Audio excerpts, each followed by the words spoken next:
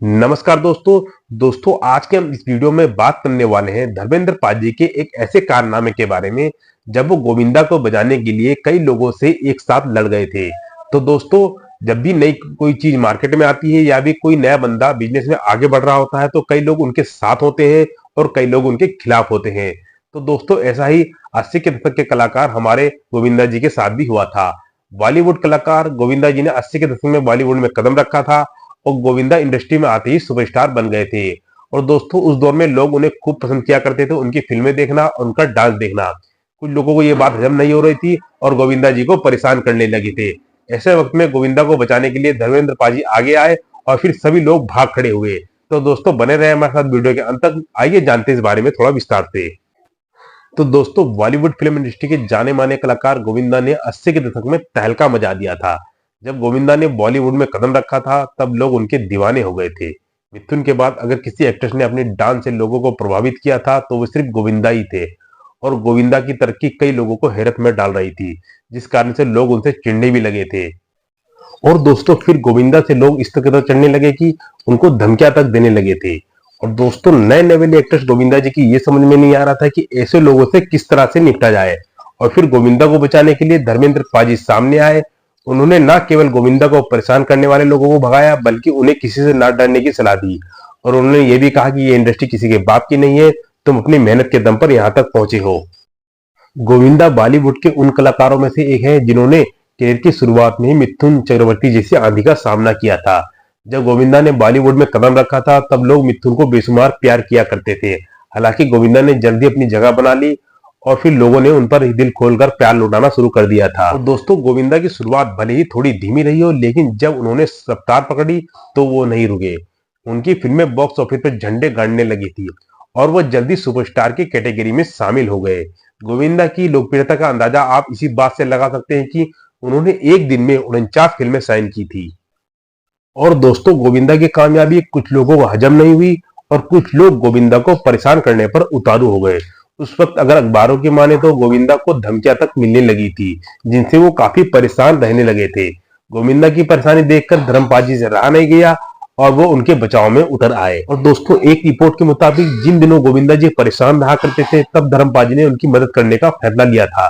धर्मपाजी न केवल उनके तक पहुंचे बल्कि उनकी मदद भी की।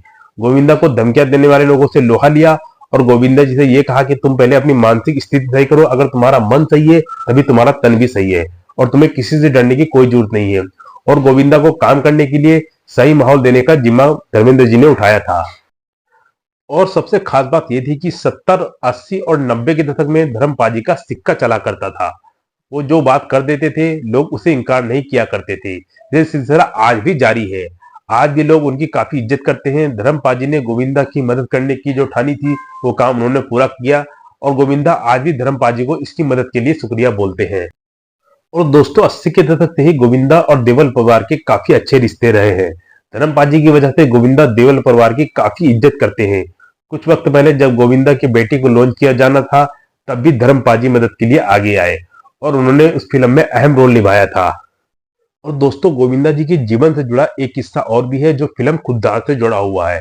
फिल्म खुद्दार की शूटिंग के दौरान गोविंदा जी की कार का एक्सीडेंट हो गया था और वो बुरी तरह से घायल हो गए थे और उनके सिर पर गहरी चोट आई थी। लेकिन सब उस वक्त हैरान हो गए जब गोविंदा जी डॉक्टर को दिखाने के बाद आधी रात को शूटिंग पर पहुंच गए थे।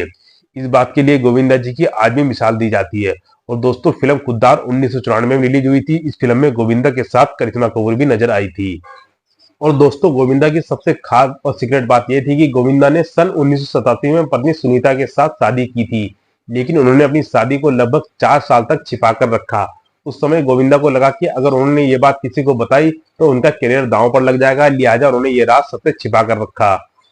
और 4 साल तक अपनी शादी को सीक्रेट रखने के बाद गोविंदा ने अपने मां के कहने पर 2015 में सुनीता से दोबारा पूरी रीति रिवाज के साथ शादी की थी।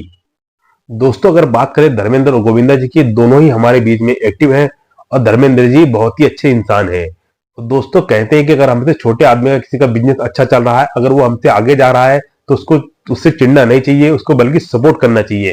क्योंकि दोस्तों, बिजनेस एक ट्रेन की तरह होता है जो शुरू में धीमा चलता है, फिर तेज होता है, आगे जाके फिर धीमा हो जाता है और दूसरी ट्रेन उससे आगे निकल जाती है। तो दोस्तों, इसका मतलब ये नहीं कि अगर हमारी ट्रेन धीरे हो गई तो हमें मंजिल नहीं मिलेगी। मंजिल सभी को मिलती है, बस हमें मेहनत करते रहना चाहिए।